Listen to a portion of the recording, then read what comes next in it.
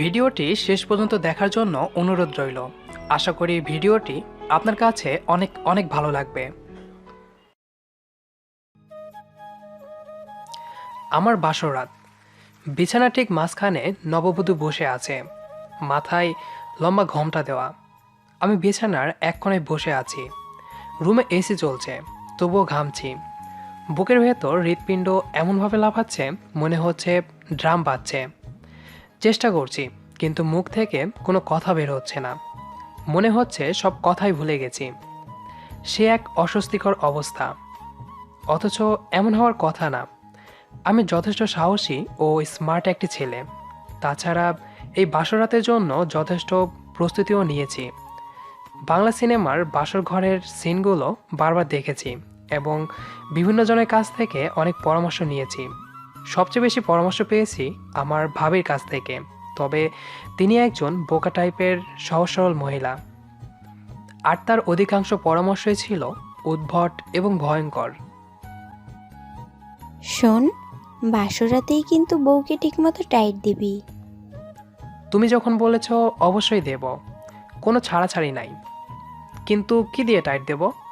Plus screwdriver নাকি range দিয়ে? সব কিছু নিয়ে ঠাট্টা করবি না। মনে রাখিস, বাসরাতেই বিড়াল মারতে হয়, না হলে সারা জীবন কিন্তু বউয়ের কথায় উঠবস করতে হবে। করলে সমস্যা কি? উঠবস করা এক ধরনের ব্যায়াম, শরীর ভালো থাকবে। ফাজলামি করবি না, একটু সিরিয়াস হ। ওকে, আমি সিরিয়াস। কিন্তু বিড়াল যে মারবো তা বিড়াল পাবো কোথায়? আর ভাবি, এরা এ যুগের মেয়ে, এদের এমনিতেই ভয় ডর কম।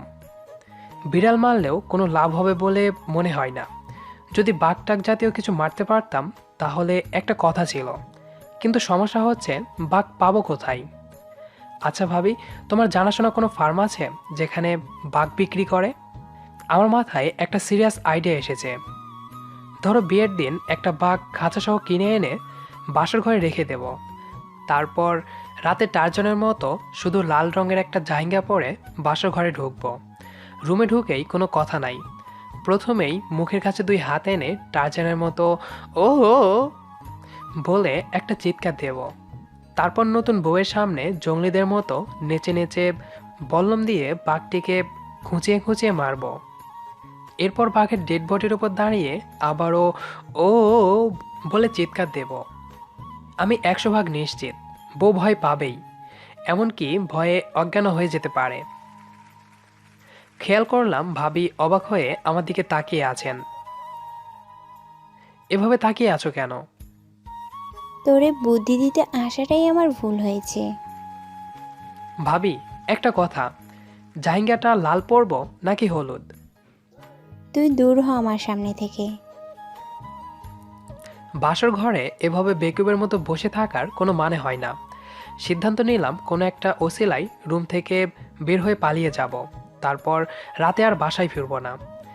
বিছানায় বসা থেকে উঠে দাঁড়ালাম। দরজার সামনে যেতেই পেছন থেকে মাস্টারনির মতো কণ্ঠে বলে উঠল, কোথায় যাচ্ছ? মাই গড, প্রথমেই তুমি!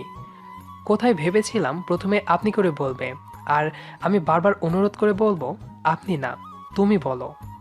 কিছুই তো দেখছি পরিকল্পনা মতো এগোচ্ছে না। ঘুরে দাঁড়ালাম, দেখলাম এখনো ঘোমটা দিয়েই বসে আছে। বললে না কোথায় যাচ্ছ? টয়লেটে যাব। ঠিক আছে, কিন্তু বাইরে যাচ্ছ কেন? টয়লেট তো রুমের মধ্যে। তাই নাকি? টয়লেট রুমের মধ্যে? তোমার বাসা, আর তুমি আমাকে প্রশ্ন করছো? তাই তো, এটা তো আমারই বাসা।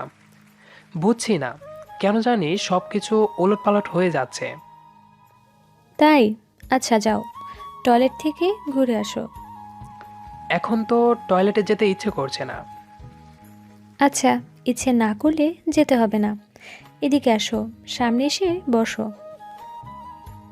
ভয়ে ভয়ে বিছানার এক কোণে গিয়ে বসলাম। ওখানে বসেছো কেন? আমার সামনে বসো। সামনে গিয়ে বসলাম।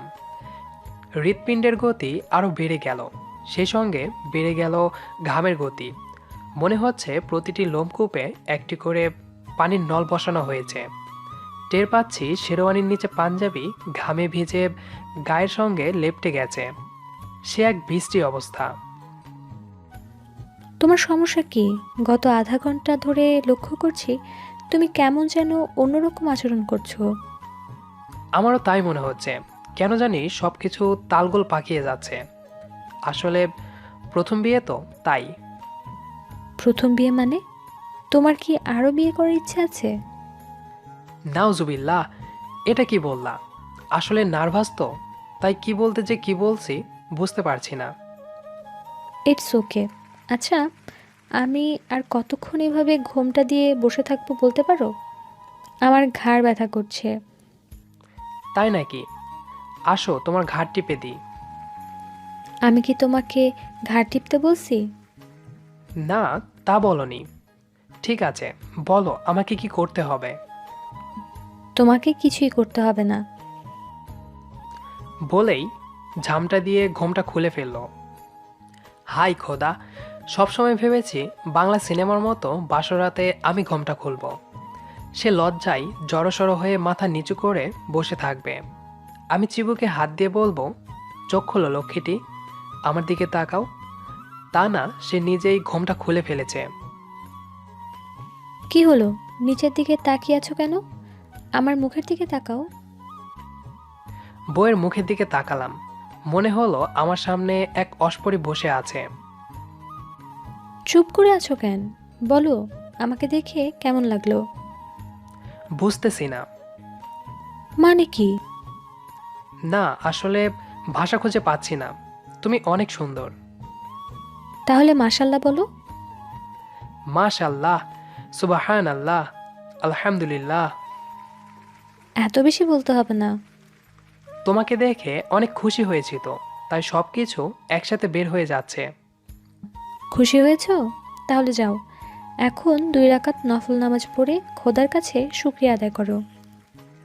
এখনই পড়তে হবে? হ্যাঁ, এখনই পড়তে হবে। শোনো, এই রুমে তো জায়নামাজ নাই। জায়নামাজ ছাড়া নামাজ পড়াটা ঠিক হবে না। সমস্যা নেই, আমার সুটকেসের মধ্যে জায়নামাজ আছে, বের করে দিচ্ছি। বউ সুটকেস থেকে জায়নামাজ বের করে দিল। জায়নামাজ বিছিয়ে নামাজ পড়তে দাঁড়িয়ে গেলাম। নামাজ শেষ করে মোনাজাত ধরতে যাব। ঠিক তখনই বউ বলে উঠল, অজু করেছিলে? না। অজু ছাড়াই নামাজ শেষ করে ফেললে? ও মাই গড, অজু করার কথা মনেই ছিল না। তবে সমস্যা নাই, আল্লাহ এই ছোটোখাটো ব্যাপার ধরেন না, উনি মহান। নিজে নিজে হাদিস বানিও না। যাও, অজু করে আবার নামাজ পড়ো। আর একটি কথা, আজ সারাদিনে কয় ওয়াক্ত নামাজ পড়েছো? আজ পড়িনি। কেন? মনে হয় বিয়ের টেনশানে। বিয়ের টেনশন নাকি খুশিতে? সম্ভবত দুটোই। শোনো, বিয়ে করেছো এটা অবশ্যই খুশির ব্যাপার, কিন্তু এই খুশিতে তো আর নামাজ বাদ দিতে পারবে না। সেজন্য এখন 2 রাকাত নফল নামাজ তো পড়বেই, তার সাথে সারাদিনের সব কাজা নামাজও পড়বে। মাই গড, বলো কি? সারাদিনের এত নামাজ পড়তে পড়তে তো রাতই শেষ হয়ে যাবে। শেষ হলে হবে, কোনো সমস্যা আছে? অবশ্যই আছে। এটা আমার বাসর রাত। এটা সবে বরাতের রাত না যে সারা রাত নামাজ পড়ব। শোনো, নামাজ কালাম নিয়ে কখনো ফান করবা না। আচ্ছা, করব না। দাঁড়িয়ে আছো কেন? যাও, নামাজ শেষ করো। আমি এর মধ্যে বিয়ের পোশাক চেঞ্জ করে একটু ফ্রেশ হই। তা কি পরবো? মানে কি? মানে আমি তোমার পছন্দের পোশাক পরতে চাচ্ছি। এখন বলো, শাড়ি পরবো নাকি সালোয়ার কামিজ? শোনো, আমার রুচি তোমার পছন্দ হবে না। পছন্দ না হলেও বলো, শুনি। একবার একটা বাংলা সিনেমায় দেখেছিলাম, অঞ্জু আপা লুঙ্গি আর শার্ট পরেছে। তুমি... কথাটা শেষ করতেই পারলাম না। দেখলাম আমার দিকে কেমনভাবে ভুরু কুঁচকে তাকিয়ে আছে। কিছুক্ষণ তাকিয়ে থেকে বলল, তুমি কি এখন আমাকে তোমার অঞ্জু আপার মতো লুঙ্গি পরতে বলছো? দেখো, আমি তো আগেই বলেছিলাম আমার রুচি তোমার পছন্দ হবে না। অবশ্য তুমি চাইলে আরেকটি ইউনিক আইডিয়া দিতে পারি। না, তোমার ইউনিক আইডিয়া আর শুনতে চাচ্ছি না। তুমি যাও, নামাজ শেষ করো। বিসমিল্লাহ বলে নামাজ শুরু করলাম। নামাজ শেষ করে দেখি বউ বিয়ের পোশাক পাল্টে নীল একটা শাড়ি পরে বসে আছে। কেমন লাগছে আমাকে? নীলপরীর মতো লাগছে। তাই? তুমি কি কখনো পড়ে দেখেছো? না, দেখিনি। তাহলে কি করে বুঝলে আমাকে পরীর মতো লাগছে? সরি, ভুল হয়ে গেছে। তোমাকে পরীর মতো লাগছে না। তার মানে কি?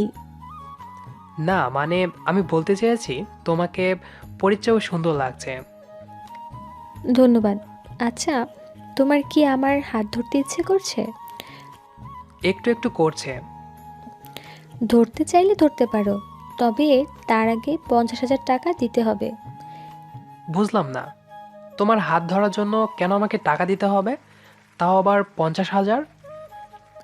এটা আমার কাবিনের টাকা। কাবিনের টাকা পুরোটা না দিলে আমাকে স্পর্শ করতে পারবে না। এ তো দেখি বিরাট সমস্যা। কিন্তু এত রাতে টাকা পাবো কোথায়? হঠাৎ মনে পড়ল কাবিনের টাকা না দিয়ে মুক্তি পাওয়ার কৌশল, যে কৌশল ভাবি শিখিয়ে দিয়েছেন। ভাবি গ্যারান্টি দিয়ে বলেছেন এই কৌশলে কাজ হবেই, এখানে ব্যর্থ হওয়ার কোনো সম্ভাবনাই নাই। ভাবির শেখানো ডায়লগই বাংলা ছবির ভিলেনদের মতো ঝেড়ে দিলাম। দেখো, তোমাকে এখন একটা কঠিন সিদ্ধান্ত নিতে হবে। আমাকে চাও না কাবিনের টাকা চাও, দুটো একসাথে পাবে না। এই ডায়লগের পর ভিলেনদের মতো একটা হু হা হা হা হাসি দেওয়ার ইচ্ছে ছিল, কিন্তু সাহসে কোলালো না। শোনো, আমার সাথে বাংলা সিনেমার ডায়লগ দিয়ে কোনো লাভ হবে না। আমি কাবিনের টাকা চাই এবং পুরোটাই চাই। কোনো রকম ধানাই পানাই চলবে না। বাসর ঘরে আমার স্বামী যেন কাবিনের টাকা শোধ করতে পারে, আমাকে স্পর্শ করতে পারে। সে কারণেই আমার কাবিন মাত্র 50,000 টাকা রেখেছি, না হলে 50 লাখ রাখতাম। মেজাজটাই গরম হয়ে গেল। না, বউয়ের ওপর না, নিজের ওপর। কেন যে ভাবির মতো মাথামোটা মহিলার পরামর্শ শুনে এ ধরনের সস্তার ডায়লগ দিতে গেলাম। আমার কাছে তো এখন এত টাকা নাই, তুমি চাইলে কাল ব্যাংক থেকে এনে দেব। তাহলে আজ আর হাত ধরার দরকার নাই, কাল ধরো। মানে কি? আমি কি বাসর রাতে হাতটিও ধরতে পারবো না? না, পারবে না। তবে তুমি চাইলে আমার শাড়ির আঁচল ধরে বসে থাকতে পারো। এর জন্য কি টাকা লাগবে? না, এটা ফ্রিতে। আমি ঠিক করেছিলাম পরিচিত কাউকে বিয়ে করব না। বিয়ের আগে মেয়েকে দেখব না, মেয়ে কি করে না করে তাও জানবো না। কারণ ঘটা করে মেয়ে দেখে যাচাই বাছাই করে মেয়ে নির্বাচন করাটা আমার পছন্দ নয়। আমার মনে হয় এইভাবে মেয়েটাকে ছোট করা হয়। মা বলেছিল মেয়েটা সুন্দর কিনা দেখ, সরাসরি না দেখলেও কমপক্ষে ছবি দেখ। আমি বলেছিলাম, শোনো মা, পৃথিবীর কোনো মেয়েই অসুন্দর না, আমি মেয়েকে দেখব না। অবশ্য মেয়ে বা মেয়ে পক্ষ চাইলে আমাকে দেখতে পারে, তবে দূর থেকে এবং আমাকে না জানিয়ে। আচ্ছা, তুমি যে বিয়ের আগে আমাকে দেখলে না, যদি আমি কালো হতাম? এটা কোনো ব্যাপারই না, কারণ ছোটবেলা থেকেই আমার স্বপ্ন ছিল উগান্ডার কোনো এক মেয়েকে বিয়ে করা। মানে কি? কিছু না, এমনি বললাম। আসলে আমি কালো সাদা খুঁজিনি, আমি খুঁজেছি একজন মায়াবতীকে, যার সারা দেহ মন জুড়ে থাকবে মায়া আর মায়া। আমাকে দেখে কি তোমার মায়াবী মনে হচ্ছে? না, তাহলে এখন কি করবে? ঠিক বুঝতে পারছি না। থাক, অত বুঝতে হবে না। আচ্ছা, তোমার চোখ বন্ধ করে হাতটা একটু বাড়াও তো। তোমার জন্য একটা উপহার আছে, আমি না বলা পর্যন্ত চোখ খুলবে না। চোখ বন্ধ করে হাত বাড়ালাম। হাতের কবজিতে কিছু একটা পরিয়ে দিল। আমার মনে হলো ব্রেসলেট। এবার চোখ খুলো। চোখ খুলে হাতের দিকে তাকিয়ে ভয় পেয়ে গেলাম। এটা কি? তাবিজ। তা তো দেখতেই পাচ্ছি, কিন্তু এটা কিসের তাবিজ? এটা এক পীর সাহেবের তাবিজ। এ তাবিজ হাতে নিয়ে যে মিথ্যা বলবে তারই নাক মুখ দিয়ে রক্ত বের হবে। অতএব সাবধান। এখন যা যা জিজ্ঞেস করব তার সঠিক উত্তর দেবে। বলো, জীবনে কয়টা প্রেম করেছো?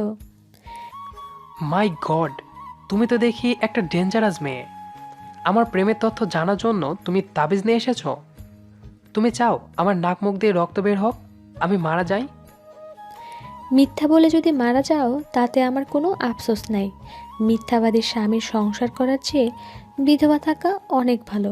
কি ব্যাপার, তুমি দেখি আবার ঘামছো? পানি খাবো। বেড সাইড টেবিলে রাখা পানি জগ হাতে দিয়ে বলল, নাও, জগ থেকেই খাও। আমার ধারণা তোমার পুরো জগই লাগবে। ঢক ঢক করে অর্ধেক জগ শেষ করে ফেললাম। শোনো, আমি তাবিজ টাবিজ ভয় পাই। এই দেখো, ভয়ে আমার শরীর কাঁপছে। আমি কিন্তু জ্ঞান হারিয়ে ফেলতে পারি। থাক, তোমাকে আর জ্ঞান হারাতে হবে না। এটা কোনো তাবিজ না, ভেতরে খালি, কিছুই নাই। তোমার সঙ্গে মজা করব এর জন্য কিনে এনেছি। শোনো, তোমার পেট থেকে কথা বের করার জন্য আমার তাবিজ লাগবে না। তুমি আমার প্রকৃত পরিচয় জানলে মিথ্যা বলার সাহস পাবে না। তাই নাকি? কে তুমি? এই যে আমার আইডি, ভালো করে দেখো। এ তো সেনাবাহিনীর আইডি। এই আইডি তোমার কাছে কেন? কারণ আমি সেনাবাহিনীতে চাকরি করি তাই। সঙ্গে সঙ্গে উচ্চস্বরে বলে উঠলাম, লা ইলাহা ইন্না আনতা সুবহানাকা ইন্নী কুনতু মিনাজ জালিমিন। আর মনে মনে বললাম, হে মাবুদ, তুমি আমারে এ কোন বিপদে ফেললা। চেয়েছিলাম মায়াবতী, আর তুমি এটা কি দিলা? বউয়ের আঁচল ছেড়ে দিয়ে দূরে সরে বসলাম। কি ব্যাপার, আমি অফিসার শুনে দূরে সরে গেলে? কারণ আমি আর্মি ভয় পাই। তাই? তা তোমার কি এখনো হাত ধরতে ইচ্ছে করছে? না, আর ইচ্ছে করছে না। আচ্ছা, তোমার মানিব্যাগ বের করো তো, দেখি কত টাকা আছে। মানি ব্যাগটা হাতে দিলাম। ব্যাগ থেকে টাকা বের করে গুনল। 4,000 টাকা আছে, এটা এখন নিলাম। আর বাকি 46,000 টাকা কাল দেবে। বলে টাকাগুলো বউ ব্যাগে রাখলো। নাও, এখন হাত ধরো। না, না লাগবে না। আমার হাত ধরতে ইচ্ছে করছে না। ইচ্ছে না হলেও ধরবে, কারণ এখন আমার খুব ইচ্ছে হচ্ছে। হাত ধরলাম। বুকের ভেতর আবার ড্রাম বাজতে শুরু করলো। একটা গান গাও তো। বউয়ের এমন আবদারে অবাক হয়ে গেলাম। আমাকে বলছো? এখানে তো তুমি ছাড়া আর কেউ নেই। আমি গান গাইতে পারি না। আমি বাথরুমেও কখনো গান গাইনি। তারপরও গাও। আসলে ছোটবেলা থেকে আমি স্বপ্ন দেখতাম বাসর রাতে আমার বর আমাকে হাত ধরে চোখের দিকে তাকিয়ে রোমান্টিক গান গাইছে, আর আমি মুগ্ধ হয়ে শুনছি। কিন্তু আমার গান তোমার ভালো লাগবে না। লাগবে। ঠিক আছে, তুমি যখন জোর করছো, তা কি গান গাইবো? তোমার সবচেয়ে প্রিয় গানটাই গাও, তবে তার আগে আমার হাত ধরে চোখের দিকে তাকাও। কাপা কাপা হাতে বউয়ের এক হাত ধরে চোখের দিকে তাকালাম। দেখলাম বউয়ের চোখে মুখে রোমান্টিকতা। আমিও আমার চাহনিতে রোমান্টিক একটা ভাব আনার চেষ্টা করলাম। তারপর কাপা কাপা গলায় গান ধরলাম। বন্ধু তুই লোকাল বাস, বন্ধু তুই লোকাল বাস, আদর। বউ হাত তুলে গান থামিয়ে দিল। তোমার সমস্যা কি? কোনো সমস্যা নাই। কেন? মাই গড, তোমার রুচি তো দেখি ভয়াবহ রকমের খারাপ। কেন? এটা তো হিট গান। তোমার পছন্দ হয়নি? অন্য আরেকটা গাইবো? খবরদার, তুমি জীবনেও আমার সামনে গান গাইবে না, এমনকি একাও গাইবে না। ঠিক আছে, গাইবো না। আচ্ছা, আমি কি তোমার কোলে একটু মাথা রেখে শুতে পারি? না, পারো না। এত আহ্লাদ ভালো না। 4,000 টাকায় শুধু হাত ধরে রাখতে পারবে, তাও 4 মিনিট। এর মধ্যে অলরেডি 2 মিনিট শেষ। থাক, বাকি 2 মিনিট আর হাত ধরবো না। আমার খুব ঘুম পাচ্ছে, আমি ঘুমাবো। মানে কি, বাসরাতে কেউ ঘুমায়? কেউ ঘুমায় কিনা জানি না, কিন্তু আমি ঘুমাবো। খবরদার, এখন যদি তুমি ঘুমাও একেবারে খুন করে ফেলবো। মনে রেখো, আমার ভ্যানিটি ব্যাগে কিন্তু পিস্তল আছে। মিসাইল থাকলেও কিছু করার নেই। সত্যি মাথা ধরেছে, বিয়ের টেনশনে গত 2 রাত ঘুমাতে পারিনি। কেমন জানি লাগছে। আচ্ছা, যাও ঘুমাও। আসলে বউ আর্মি অফিসার জানার পর থেকে ভয় পেয়ে গেছি। ভয় কিনা জানি না, রাজ্যের ঘুম এসে জড়ো হয়েছে 2 চোখে। কখন যে ঘুমিয়ে পড়লাম বুঝতেই পারিনি। ভোর রাতে ঘুম ভাঙল, কিন্তু চোখ পুরোপুরি খুললাম না। মিটমিট করে চোখ খুলে দেখি আমার মিলিটারি বউ জেগে বসে আছে, আর আমার মাথা তার কোলে। নরম হাতে আমার চুলে বিলি কাটছে। মনে হলো তার হাত থেকে মায়া গলে গলে ঝরে পড়ছে আমার চুলে। বুঝতে দিলাম না যে আমি জেগে আছি। ঘুমের ভান করেই তার কোলে মাথায় রেখে শুয়ে থাকলাম। বুকের ভেতর কেমন জানি শান্তির হাওয়া বয়ে যাচ্ছে। মনে মনে বললাম, এই তো আমার মায়াবতী, আমার স্বপ্নের মায়াবতী। বাসর রাত মানুষের জীবনের সবচেয়ে মধুর রাত। এই রাত মানুষের জীবনে একবারই আসে। অবশ্য যারা একাধিক বিয়ে করেন তাদের কথা আলাদা। এই রাত নিয়ে যেমন আপনার স্বপ্ন আছে, তেমনি যে আপনার বউ হয়ে আসছে তারও অনেক স্বপ্ন থাকতে পারে। চেষ্টা করুন দুজনের স্বপ্নগুলোকে পূরণ করতে। কষ্ট করে ভিডিওটি শেষ পর্যন্ত দেখার জন্য অসংখ্য ধন্যবাদ। ভিডিওটি আপনার কাছে কেমন লেগেছে সেটি অবশ্যই কমেন্ট করে জানিয়ে দিন। আর যদি ভিডিওটি ভালো লেগে থাকে তাহলে সাবস্ক্রাইব তো অবশ্যই করবেন, সাথে আপনার প্রিয় মানুষদের সাথে ভিডিওটি শেয়ার করুন। ধন্যবাদ সবাইকে।